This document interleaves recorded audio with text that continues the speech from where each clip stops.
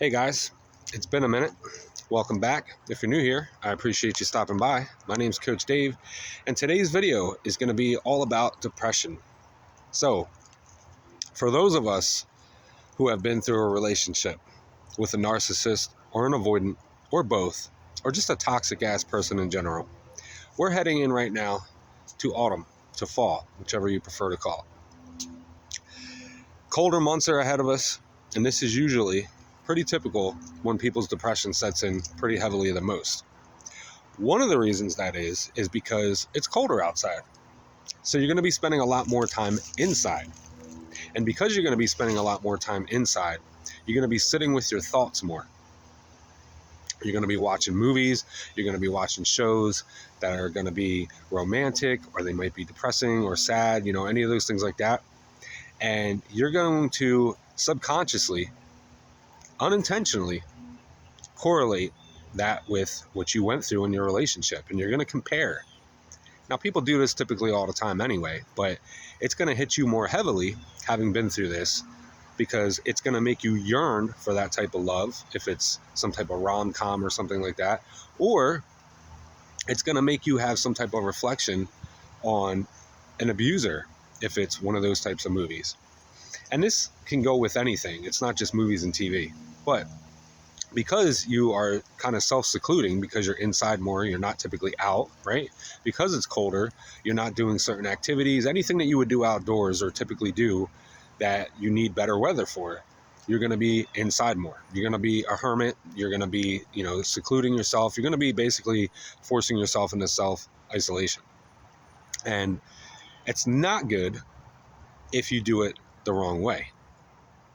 So what I mean by this is you have to be aware of what's going on. You have to, again, as I've said it many times, be aware of what you're thinking, and you have to learn how to shut it down. And it's not burying it deep underneath the surface like an avoidant or a narcissist would do. It's not handling it at all. It's not ignoring it and just completely avoiding it. It's knowing when enough is enough. So if you're feeling some type of way, sit with the emotions, feel it out, sort it out. Don't just try to get over that hump, because the next one's going to come. And eventually you're going to get knocked down, and it's just going to send you sailing backwards like a wave that you just can't overcome. So you have to deal with all these emotions. Unlike an avoidant or a narcissist, they won't do that. They'll just ignore it. They'll bury it down. They'll keep themselves busy. There is a healthy way to do this, though. When you are feeling these things, and allow yourself to, and you think through them and everything, try to get to the root source of why you're feeling this way or why this happened, so that you can heal it, so that you can stop doing the things that led to that happening to begin with. And that is easier said than done. It is hard, but you can do it. So when you start doing that more often than not, you'll start building a healthy habit, and you'll break those barriers that have been preventing you from moving forward. Now, it is typical late at night when you start to put your head to the pillow that your mind's going to be racing. You're going to be thinking all these different things. That's when everything's running wild in your brain, because you have all this time on your hands. You're alone. The holidays are coming up. That's a very depressing time if you're alone and you have nobody, or you had somebody and you're reeling and you really want them back, or you keep thinking to yourself, what more could you have done, and why didn't it work out? Everything seems so perfect because of all the clusterfuck that they ran you through. And this is when, I've said before, you write this stuff down. You write a letter to them that you're never going to send to them, because it's all about your self-worth and dignity. If you write that letter or you type out that email and you send it to them thinking that it's going to give you some type of closure or resolve, it's not going to do anything. You might feel good for a little bit thinking, all right, I got it to them. Whether they read it or not, that's on them. And sometimes that can be enough. But typically what will happen is you'll start feeling some type of way because you're not getting a response from them. And essentially that's what you want. Just like in the relationship when you were trying to get them to talk, you want them to answer you. You want to have some type of closure. You want them to own up and apologize and take accountability for everything that they put you through. And it's not going to happen. Your self-worth and dignity is more than that. It's worth so much more. So what you do is you write that out and you burn it, or you write it out and you throw it out. You don't actually send it to them. It's more for you to get it out of yourself. You don't want to harbor all that in. That's just going to fester inside of you, and it's not good. It's going to actually make you more depressed. So if you can get all this out, pen to paper, if you can get all this out in some type of way, shape, or form, whatever avenue you want to take to get it out, go ahead and get it out. Don't just let it buried inside you, because it's going to resurface later on. You got to handle it and tackle it as it comes. So again, depression is a big thing. If you suffer from it in general, and then you have this on top of it, it's going to make it like a trifecta. It's just going to be that much worse. And for anybody that's not typically depressed, having gone through this stuff, and now you're alone, you're going into the holidays, it's colder, it's more depressing, you want to sleep more, just naturally, almost like you want to hibernate, you want to hide away from the world. You don't want to live like that. It's not a good look. It's not a good feeling.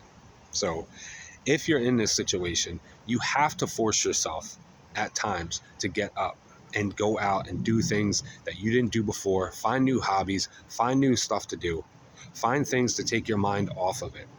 And again, it's not to evade it. It's not to avoid it. It's not to bury it down deep. Handle this stuff, but give yourself some grace, okay? You don't have to just put 24/7 focus into this, but you also don't want to ignore it 24/7 either.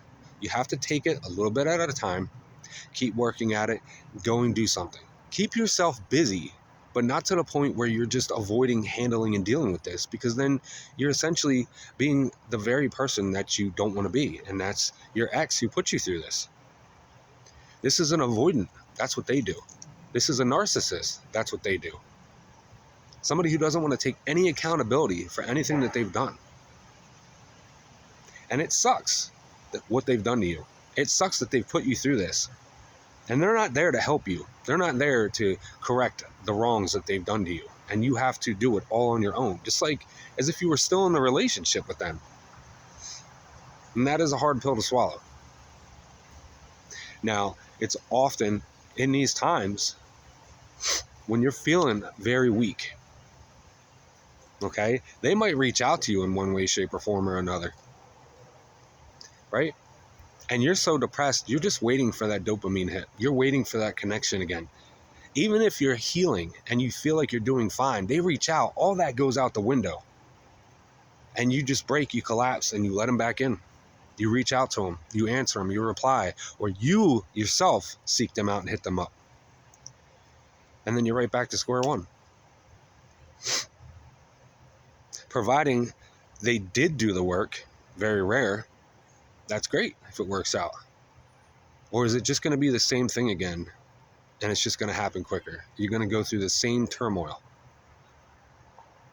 I'm going to have another video coming out later from an avoidance perspective that leans with narcissists and just a toxic person in general dealing with depression, because they do deal with depression. They have a sick, sinister way of dealing with it, not like a healthy person, but they do feel depression. And it usually is pretty bad around this time for them as well too.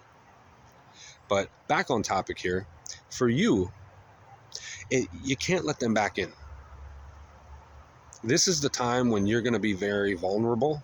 You're going to be yearning for somebody. The holidays are here. You don't want to do it alone. You want that significant other. You want somebody to share your life with. You want somebody to talk to.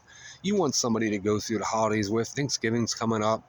Halloween, Christmas. Those are the holidays that you really want to have somebody there to share with, you know, and to have that. And when you have somebody like a narcissist, they'll come back around just because, you know, they want a free meal. They want some presents. They want you to spoil them. And then they're gone. An avoidant, well, in their mind, they don't want to be alone, right? So they're going to hit you up and they're going to milk it for all it's worth. And, you know, all right, you know, this is fine for me now. I'm using you for this. And you're getting played. And then as soon as spring hits, they're out. Maybe even before that. Or you're just somebody who's in a plethora of a cesspool that they have going on, that they're just using for whatever they can get, whatever they can benefit from. Monetary gain, food, physical, right? You don't want to fall into that. So you have to hold strong for yourself. And when you do, it's empowering. When you don't reply to them, when you leave them on red, when you get that message or you hear that text, if you get that voicemail, any of that stuff, and you hear it, you read it, whatever form they contacted you in, and then you just don't reply. And you think about what you want to say to them, but you don't actually say it to them because they're just baiting you right before the switch up. You don't give them anything to work with. You don't give them any grace. You don't give them anything. Okay? Think back when they sat there and they breadcrumbed you and they gave you just minuscule little bits.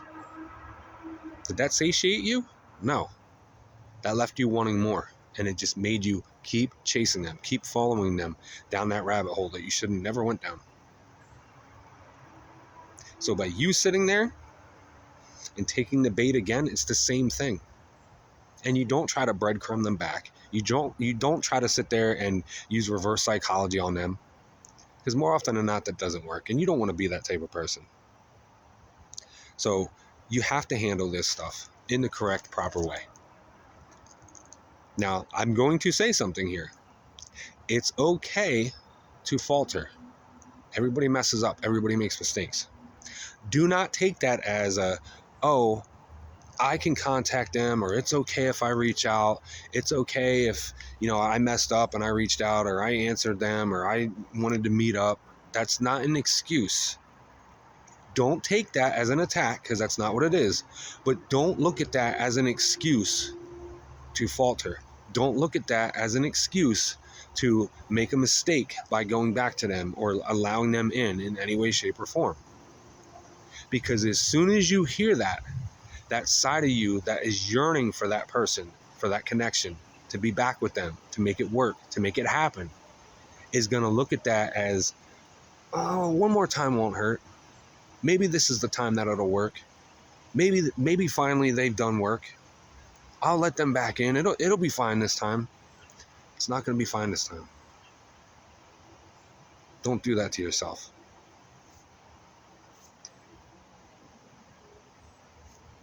I'm glad to be back, guys. I hope this has been enlightening. If you're going through this currently or you've been through it before, help people out in the comments. Drop down what worked for you. What helped you out? What helped you overcome this so that you didn't fall through it again? And if you did, how you overcame that. Share it around. Help the community out. I'm very glad to be back.